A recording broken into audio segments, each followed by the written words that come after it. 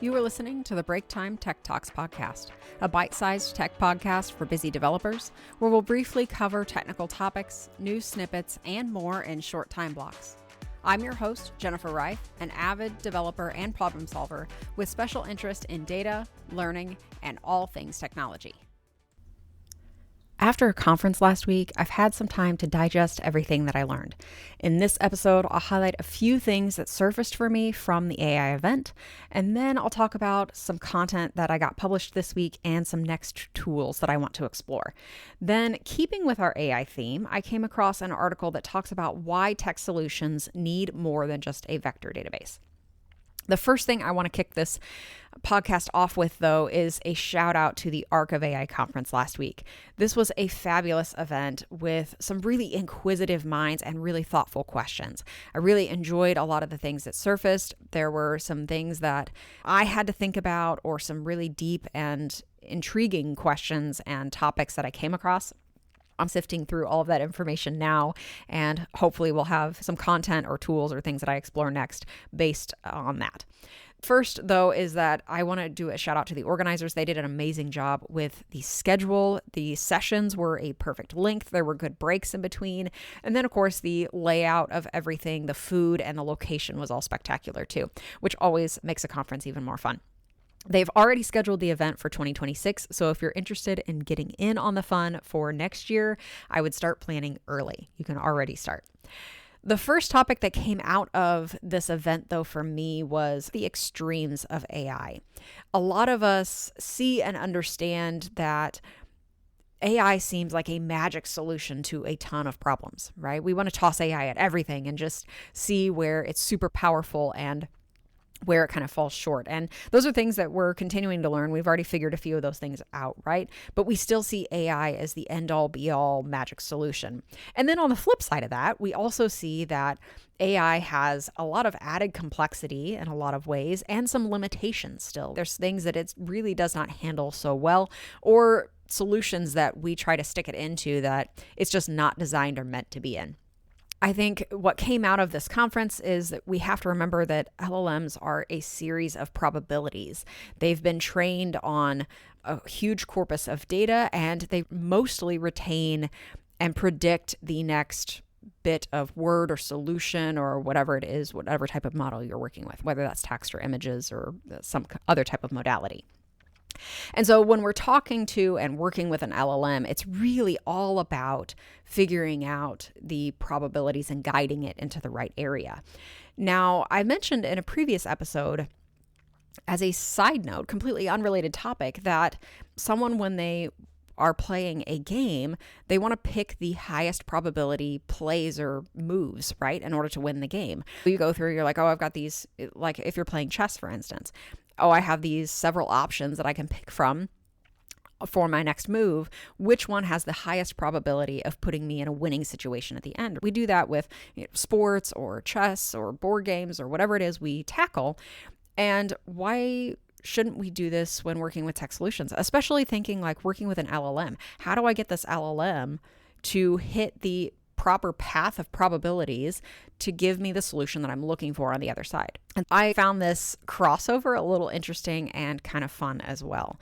The next thing that is somewhat related is that traditionally we've seen technical systems as being deterministic. They're ones and zeros, right and wrong. If they're not one thing, they're another. Where now in this world of AI, we're starting to see that generative AI is non-deterministic, which means that you can't always predict and have a consistent outcome. LLMs are based on probabilities. They're going to be non-deterministic. There's going to be some variation in the end result or solution that you get. And this is really a shift in the way we've designed our systems, integrated our systems, thought about our systems from the past. Integrating an LLM now requires a new approach to topics like architecture and testing and so many other facets of our technical systems that we're starting to see some of this, and there's realization in this area. But it really hit me that AI impacts so much more than just cool solutions. It really impacts our entire infrastructure of software design and implementation.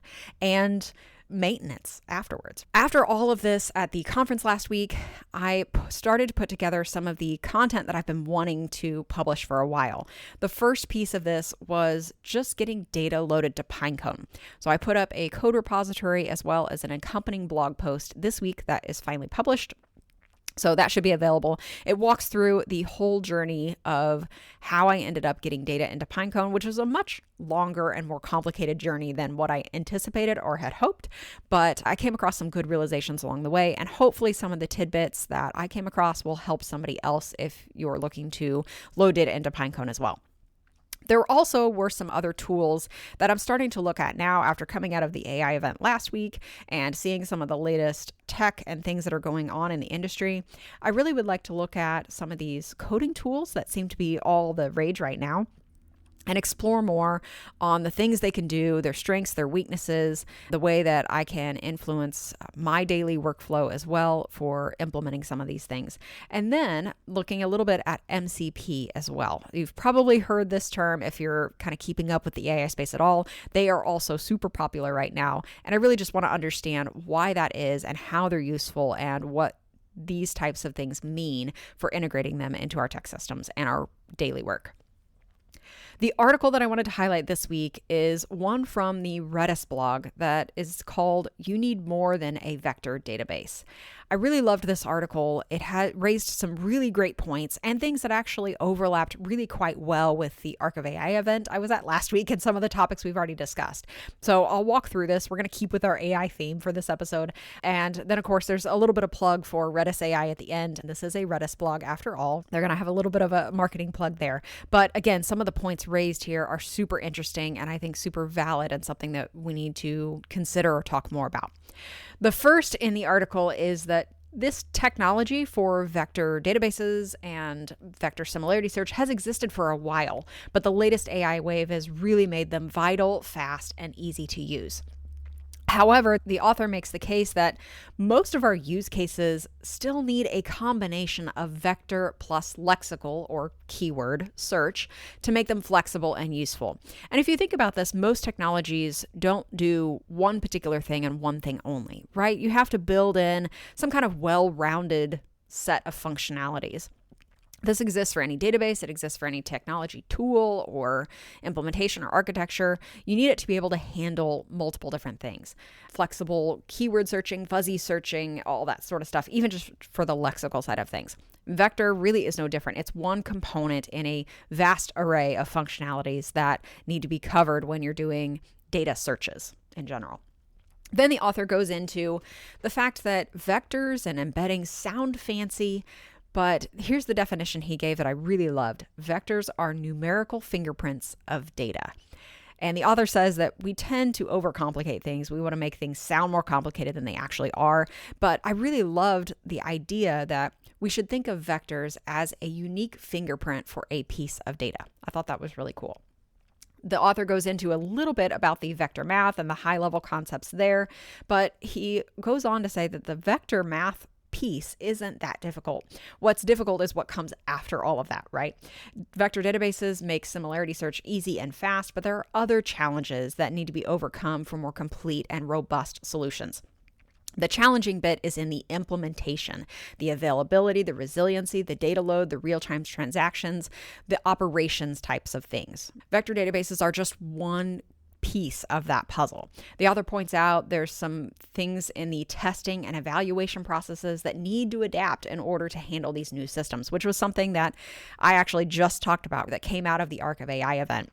We have to start incorporating new types of processes and steps and checks and balances into our technology systems in order to implement and integrate these LLMs and generative AI solutions. I really thought that there were some incredibly valuable points made in this article, and we need to think bigger than just a particular database or a similarity search functionality when we look at integrating these new types of systems.